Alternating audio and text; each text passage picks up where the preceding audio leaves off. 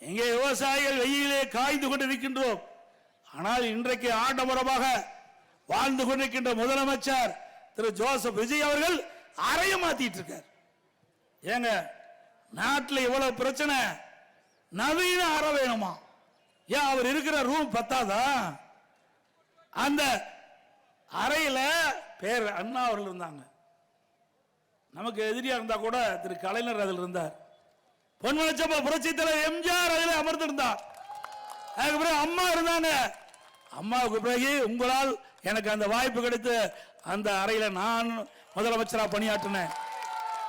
அதுக்கு பிறகு ஸ்டாலின் பணியாற்றினார். இத்தனை முதலமைச்சரும் அந்த அறையிலிருந்து பல்வேறு திட்டங்களை தீட்டி நாட்டு மக்களுக்கு வழங்கணும். இப்போ இவருக்கு அறை தான் முக்கியம், மக்கள் முக்கியம் இல்லை.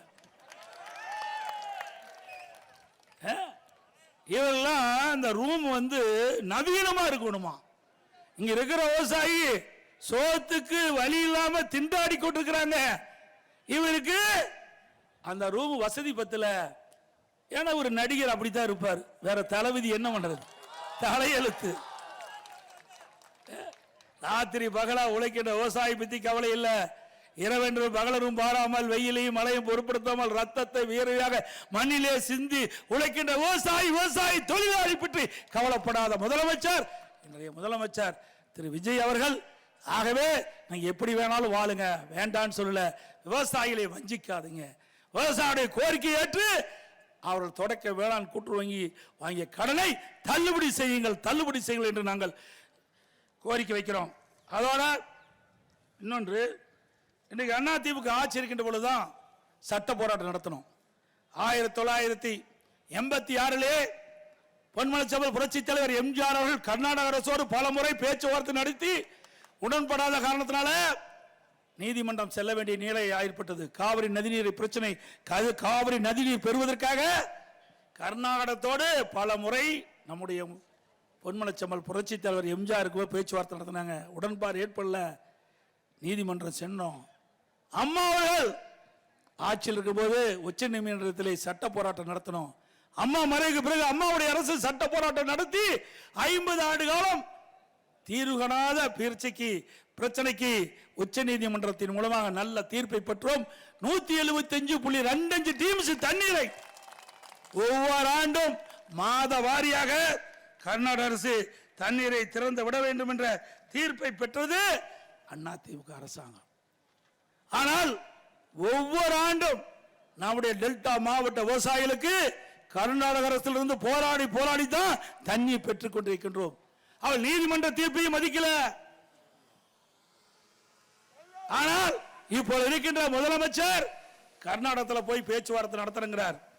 எந்த விதத்தில் சரியா இருக்கும்?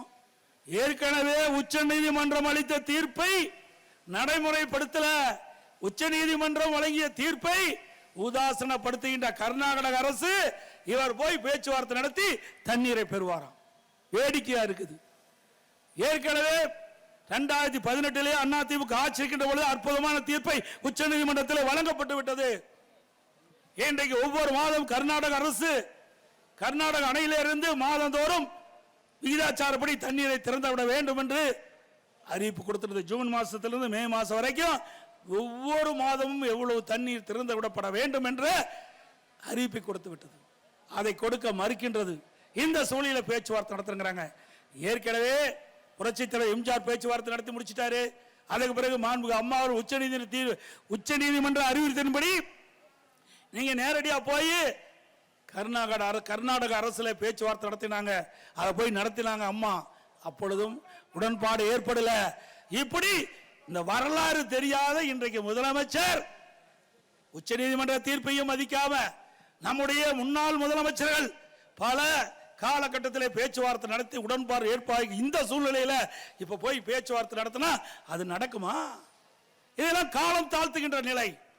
இன்றைக்கு இந்த ஆட்சி பொறுப்பேற்றவுடன் ஜூன் மாசமே கர்நாடக அரசுக்கு வேண்டுகோள் வச்சிருக்கணும். நமக்கு கிடைக்க வேண்டிய பங்கு நீர் 9.19 டிஎம்சி தண்ணீரை திறக்க வேண்டும். அப்படி கேட்டிருந்தா பரவாயில்ல, கிடைக்கல உடனே உச்ச நீதிமன்றம் போயிருக்கலாம். ஆனா இப்போ காலம் தாழ்த்தி உச்ச நீதிமன்றம் போறார். என்ன வேடிக்கையா இருக்குது. நாங்கள் கோரிக்கை வச்சோம். இன்றைக்கு தமிழகத்தில் இருக்கின்ற அனைத்து கட்சி கூட்டத்தை கூட்டுங்க. அந்த அனைத்து கட்சி தலைவர்களும் தங்களுடைய கருத்துக்களை தெரிவிப்பார்கள். அதேபோல டெல்டா மாவட்டத்தில் இருக்கின்ற முக்கிய விவசாய பிரதிநிதிகளை அழைத்து பேசுங்க, கருத்துக்களை கேளுங்க. இந்த கருத்து 2 கருத்துக்களின் அடிப்படையில் சட்ட வல்லுநர்களை நாடி இன்றைக்கு சட்ட நீதியாக நம்முடைய உரிமையை நிலைநாட்டுங்க என்று நம்ம சொன்னா அவர்கள் அதை செயல்படுத்தல. இன்னொரு அமைச்சர் சொல்றாரு, இன்னைக்கு அண்ணா திமுகவையும் திமுகவையும் திருப்திப்படுத்த அனைத்து கட்சி கூட்டத்தை கூட்ட வேண்டிய அவசியம் இல்லைங்கிறார். அந்த கட்சி அந்த அமைச்சர் அந்த கட்சியில் சேர்ந்தே 1 வருஷம் தான் ஆகுது. இந்த வரலாறே தெரியாது. இதெல்லாம் சாதாரண வரலாறா? 1986 இருந்து காவிரிக்காக நாம் போராடி கொண்டிருக்கிறோம். 1 நாள் 2 நாள் இல்ல, 50 ஆண்டு காலம் நம்ம காவிரிக்கு தண்ணீர் பெறுவதற்கு போராடிட்டு இருக்கிறோம். மாண்புமிகு அம்மா அவர்கள் 4 நாட்கள் உண்ணாவிரதம் இருந்தாங்க. 4 நாட்கள் உண்ணாவிரதம் இருந்தாங்க. இதையெல்லாம் சரித்திரம். இதே தஞ்சை மாவட்டத்தில் தஞ்சாவூர்ல இன்றைக்கு நடுவர் மன்ற தீர்ப்பை அரசியல் வெளியிட்ட போது இங்க வந்து அம்மா உரையாற்றி சென்றாங்க. பொன்னின் செல்வி என்ற பட்டத்தையும் நம்முடைய விவசாய பெருடி மக்கள் அம்மாவுக்கு கொடுத்தாங்க. இதெல்லாம் வரலாறு. இந்த காவிரி நீரை பெறுவதற்காக நம்முடைய தலைவர்கள் போராடினாங்க. அதுக்கு பிறகு நாம் போராடி கொண்டிருக்கிறோம்.